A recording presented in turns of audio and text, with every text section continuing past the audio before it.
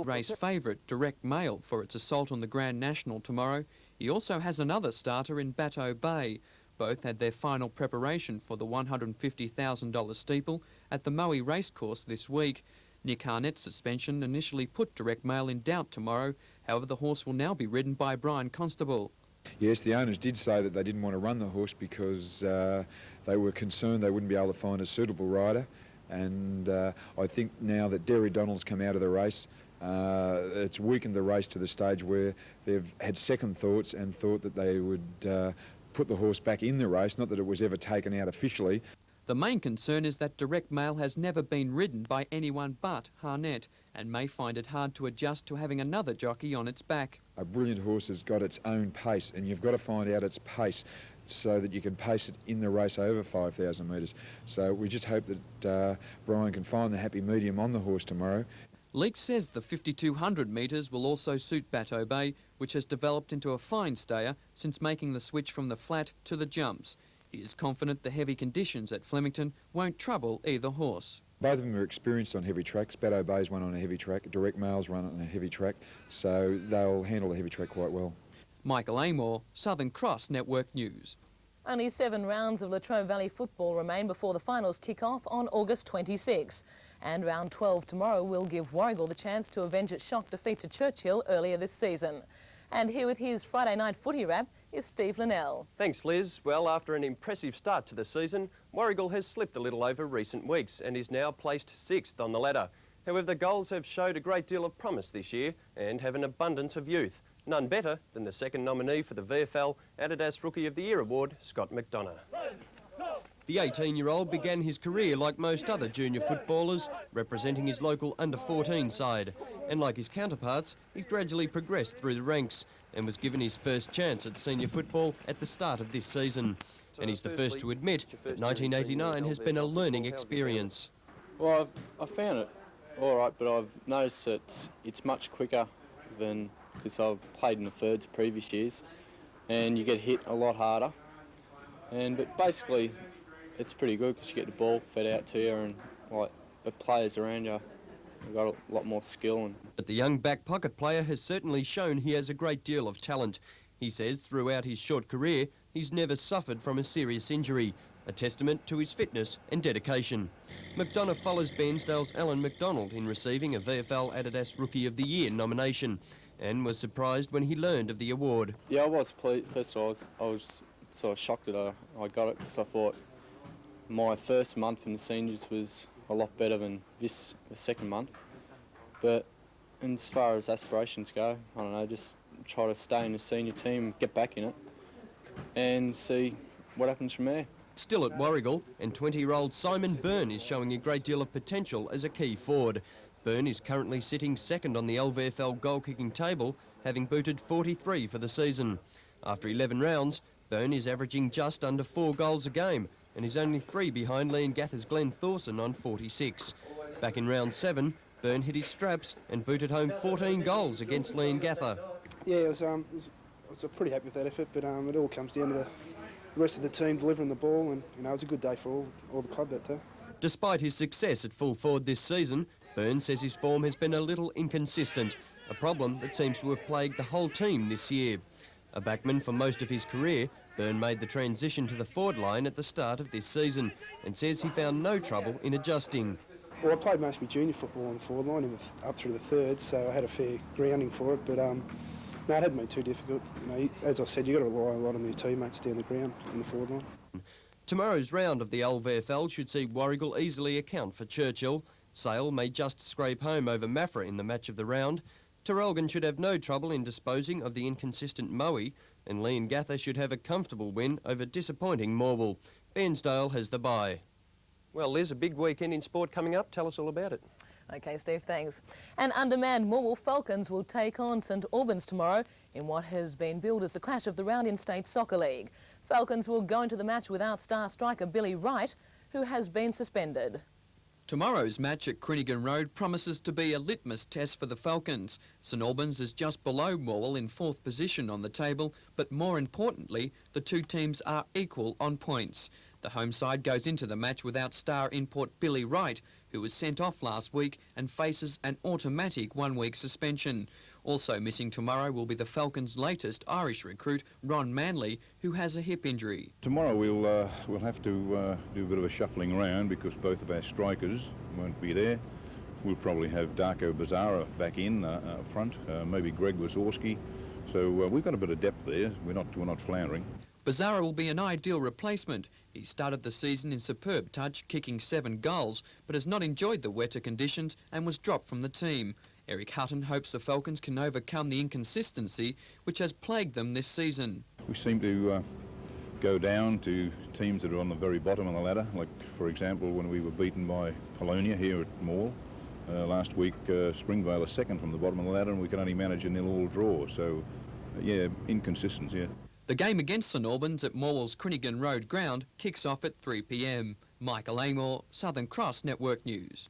Arnis Racing returned to Gippsland today at the Warragul Pacing Bowl. In the free-for-all, Provocative from the Powerful Peace stable finished a gallant second to Rufus Youngblood at its last outing, and from Barrier 2 at the Mobile was at the unbackable quote of 8-1 on. Willie Bray will be right off the track. Cooter's going between runners, now back to the inside. Then Most Happy Escort and Purple Spot for Provocative. She leads by 3 metres. Peace sits fairly quietly. Great Rival the outside. No run for Avant-Garde. Then Tarport, Ed and Bold Gaze, and right off the track, Willie Bray but Provocative in front. Great Rivals run a big race. No run for Avant-Garde, and then Cooter the inside, Provocative. He has to get stuck into the mare. There's not a great deal there, but she will win easily by 2 metres. Great Rival, I would say, second. Provocative, Andrew Peace, 8's on. Great Rival, 6-1. Avant-Garde, 20-1. The Quinella paid $1.90 and the Trifecta, $7.30. In the second leg of the double, Quambone Charlie broke at its last outing. However, punters again placed their faith in the horse, sending it to the barrier, the short-priced favourite, at 5-4. Young pale-faced Jim gets one off the fence. Capuchina's found itself 4 wide. Forever Forward is 5 wide at the 300. Haddison is getting in between them, and last of all, Real Prospect on the fence. On the corner, gone. Jacko Takeover drops to last. Turfman found 3 metres to Capuchina. Quambone Charlie isn't going well. Then Vanderhaar, Forever Forward, and Haddison pulling out wide, but at the top of the straight, Turfman. He shot away, he pinged away by 10 metres to Capuchina, Quambone Charlie, and Turfman's too good for Dunny Smith. Shoots away. Capuchina's galloped on the line. Quambone Charlie may have just got up second from Capuchina. Turfman, Don Smith, 3-1. Quambone Charlie, 5-4 favourite. Capuchina, 5-2. The Quinella paid $2.85 and the Trifecta, $20.10. The daily double for the numbers 2 and 5 paid $2.20. The extra double for the numbers 1 and 1 paid $3.15. And the quad extra for the numbers 1, 2, 1 and 5 paid $19.20. And that's another week in sport. A miserable start to the weekend coming up. Celine returns with the outlook after the break.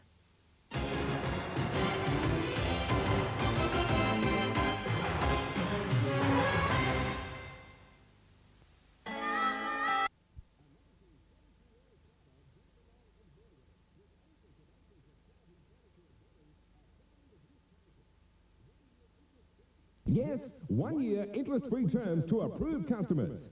There's free delivery anywhere. Yes, free delivery anywhere in Victoria, New South Wales, South Australia, and trade-ins are accepted.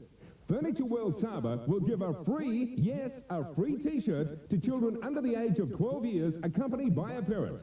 A free T-shirt under no obligation whatsoever, but only at Furniture World Dandenong store. Furniture World Saba, corner of Frankston and Greens Road, Dandenong, and Furniture World Saba, 60 Princess Highway, Morwell. Don't delay, come in and grab a bargain. They're open Monday to Friday till 9 p.m, Saturday till 5 p.m.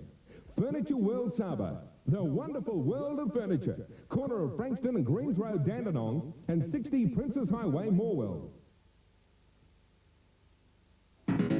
Gippsland Copiers, the professional alternative. Gippsland Copiers, we're like years ahead. The latest office equipment, the best choice around, and the backup service that won't let you down. Gippsland Copiers, the professional alternative. must have heard the cautionary tale. The dangers hinging on the coffin nail. Those smoking Joes think they're so tough. Now it's up to us to say enough. Bag the bag, we can overrule. Don't have to smoke no cigarettes to show we're cool. Keep refusing, keep on choosing what you want to be. Individual and original, right to say I'm me. We won't be manipulated. Smoking won't be tolerated. We won't be manipulated. Smoking won't be tolerated. Bag the bag. Gotta bag the bag. Bag the bag, we can overrule. Don't have to smoke No cigarettes. to show we're cool. Bag the bag. Normally it's a cool drink for the players after the game. I would imagine tonight down in the Melbourne rooms it's something a little warmer. Let's go down there now because Michael Roberts is speaking with Graham Yates. Michael?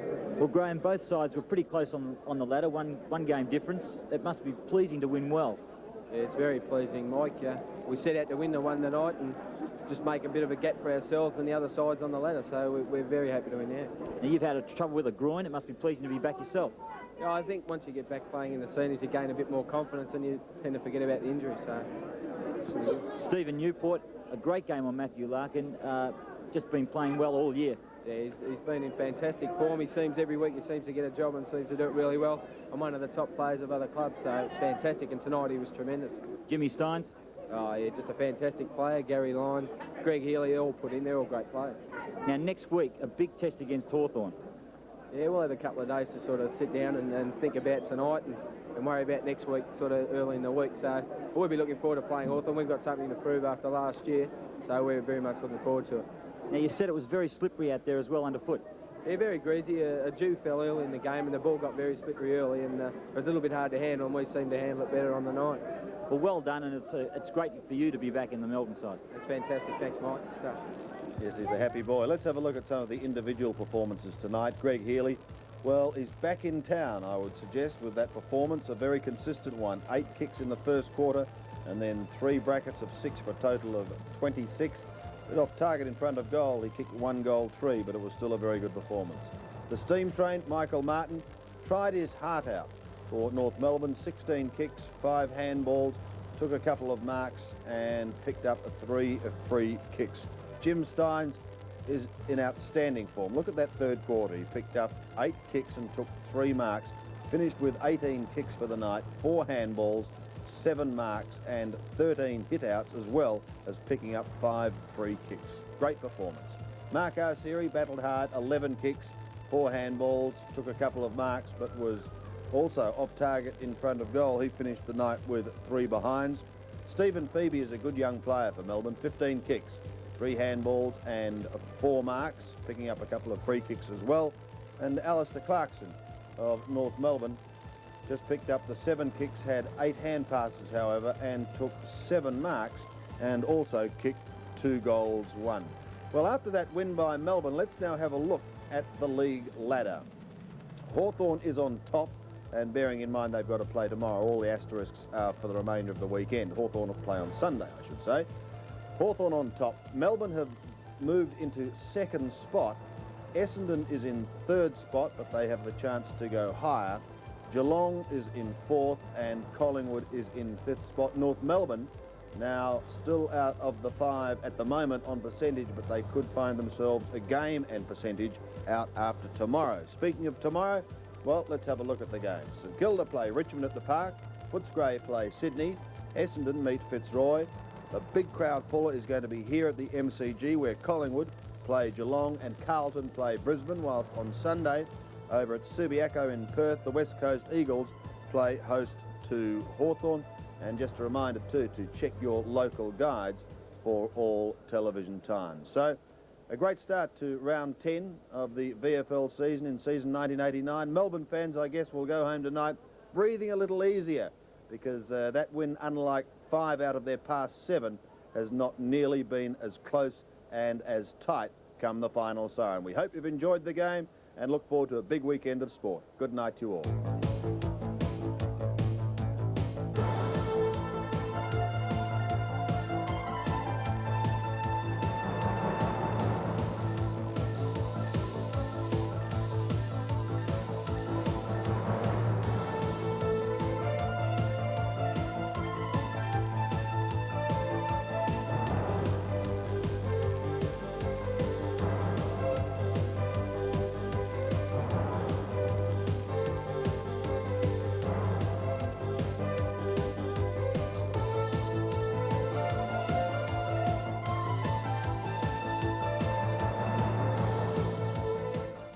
This has been a 7 Sport presentation for the Australian Television Network.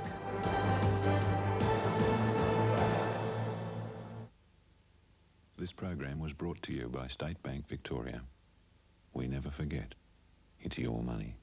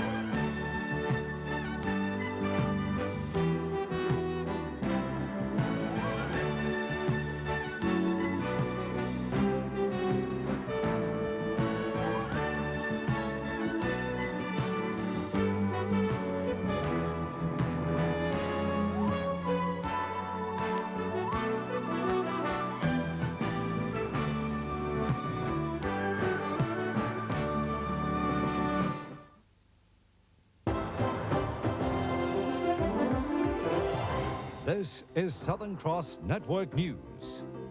Good evening. Premier John Cain today continued to deny a police station hit list exists. National Party leader Pat McNamara yesterday released a leaked list of police stations to be closed, but the Premier says Police Minister Crabb has made it clear there's no list.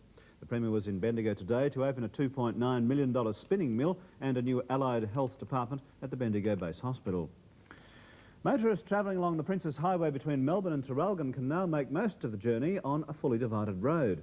This follows today's official opening of an 8.2 kilometres of dual highway between Garfield and the Bunyip River. Federal Transport Minister Bob Brown and State colleague Jim Kennan opened the new section of highway, which will carry more than 10,000 vehicles each day. Bacteria from animal and human waste has been found in Bialaba's water supply. The levels of bacteria called E. coli are believed to be the highest in Victoria. Health officials have warned the water must not be used for drinking, washing utensils or clothes. Investigations are continuing at the Bialaba Reservoir. There's been an alarming increase of thefts from boats on the coastal Gippsland town of Inverloch. Police say that this year there's been at least one theft a week. So far, goods worth more than $50,000 have gone missing. Police say their only clue is an outboard motor which was found in Melbourne. Well, now to the weather, and tomorrow's forecast is for a mild and mostly sunny day with a light northeasterly wind after a cold night. For Mildura, a top temperature of 16 degrees, Swan Hill and Shepparton 14, Bendigo 13 and Ballarat 11 degrees. For the Latrobe Valley and Gippsland, a temperature range of 13 to 14 degrees. Well, that's all from us for tonight. From the news team, have a happy and a safe weekend, and good night.